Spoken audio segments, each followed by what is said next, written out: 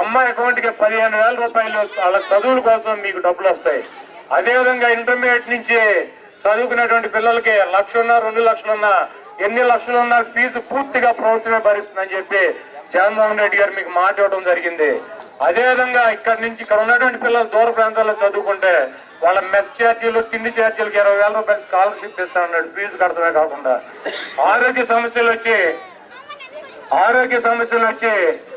1,000 రూపాయలు కనుక హాస్పిటల్కి వెళ్తే ఖర్చు దాడితే దాన్ని ఆరోగ్యశ్రీ కింద తీసుకొచ్చి ప్రభుత్వమే ఖర్చు పెట్టి మీకు ఆరోగ్యాన్ని బాగు చేసేటువంటి బాధ్యత ప్రభుత్వం తీసుకుంటుందని చెప్పారు.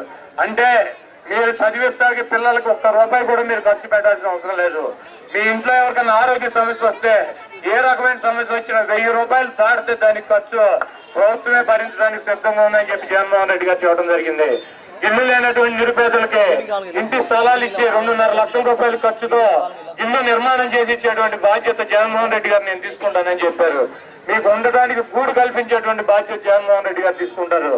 ఈ రోజు చదువు, ఆరోగ్యం, ఉండటానికి ఇల్లు ముఖ్యం. అవి 3 కూడా పేద వర్గాలకి, బలహీన వర్గాలకి, బడుగు వర్గాలకి జగన్మోహన్ రెడ్డి గారు ప్రభుత్వం తరఫున మీ అందరికీ కూడా సమకూర్చేటువంటి పరిస్థితి ఉంది. కాబట్టి మీరు ఫ్యాన్ గుర్తు ఓటిచ్చి వేసి జగన్మోహన్ రెడ్డి గారిని గెలిపించాల్సినటువంటి అవసరం ఉంది. డ్వాక్రా మహిళలకి ఈ దొంగ ముఖ్యమంత్రి చంద్రబాబు నాయుడు ఏం చెప్పాడు 2014లో, నేను అధికారంలోకి వస్తే మీ రుణాలన్నీ రద్దు చేస్తానని చెప్పాడు. 1 పైసా పిల్ల చేయలా. అంతకుముందు 0% అంటే వడ్డీ లేనటువంటి అప్పుల్ని రూపాయి పాల వడ్డీ వేసి 6,700 కోట్ల రూపాయలు డ్వాక్రా మహిళల దగ్గర దోసుకున్నాడు ఈ పెద్దన్నయ్య.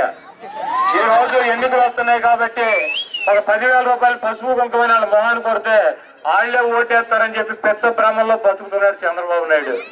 నువ్వు చేసినటువంటి మోసానికి నువ్వు 10,000 కాదు 1,00,000 రూపాయలు ఇచ్చినా నీకు ఓటు అనేటువంటి ఆయుధంతో నిన్ను తూట్లుగా పొడిసి ఈ రాష్ట్రంలో నిన్ను నీ పార్టీని భూస్థాపితం చేయడానికి మహిళలు సిద్ధంగా ఉన్నారు. జగన్మోహన్ రెడ్డి గారు అధికారంలోకి వస్తే మీకున్నటువంటి రుణాలు మీరే కట్టుకుంటారు. కాకపోతే మీకు ఎంతైతే రుణం ఉందో ఎన్నికలు అయ్యేలోపు ఆ రుణాన్ని 4 విడతలుగా మీ చేతులకి అందిస్తానని చెప్పి జగన్మోహన్ రెడ్డి గారు స్పష్టంగా హామీ ఇవ్వడం జరిగింది. అనుమానం లేదు. ఇక్కడ ఉన్నటువంటి మహిళామ్మ తల్లులు, అన్నదమ్ములు, ముఖ్యంగా మహిళామ్మ తల్లులు కన్నా అన్నదమ్ములు ఓటేసే ముందు కొంచెం స్టడీగా వెళ్ళి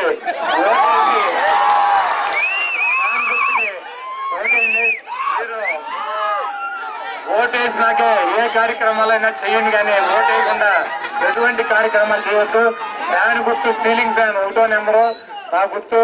అదేవిధంగా మన పార్లమెంట్ సభ్యుడు బాలశౌరి గారిది ఫస్ట్ మీరు వెళ్ళగానే బూత్ లోకి వెళ్ళగానే ఫస్ట్ ఇచ్చేటువంటి ఈవీఎం పార్లమెంట్ది ఎంపీ ఓటు వేయాలి. అది 4వ నెంబర్ బాలశౌరి గారిది. ఆ 4వ నెంబరు ఫ్యాన్ గుర్తు మీద ఆయన బొమ్మ ఉంటుంది, ఆయన గుర్తు ఉంటుంది, ఆయన మీద ముద్రించాలి. తర్వాత 2వ ఓటు 2వ ఈవీఎం నాటి అసెంబ్లీ, అది ఫస్ట్ ఓటు 1వ నెంబరే మంది. ఆ 1వ నెంబర్ మీద ఫ్యాన్ గుర్తు మీద ముద్రించి మీరు మమ్మల్ని అఖండ మెజార్టీతో గెలిపించి జగన్మోహన్ రెడ్డి గారు ముఖ్యమంత్రి చేయండి. మీ పిల్లల చదువులు, మీ ఆరోగ్యం, మీకు ఉండటానికి ఇల్లు, ఈ 3 కూడా మేము తీసుకుంటాం. పెన్షన్లు పెంచి భార్యాభర్తలు ఇద్దరు 65 సంవత్సరాల దాటి ఇద్దరికి ఇస్తాం పెన్షన్లో. చంద్రబాబులకు ఒకరికి ఇచ్చి ఒకరికి ఎక్కొట్టాం, ఇద్దరికి ఇచ్చేటువంటి పరిస్థితి ఉంటుంది. ఆసరా 40 సంవత్సరాలు దాటినటువంటి ప్రతి మహిళకి 75,000 రూపాయలు అందిస్తాం.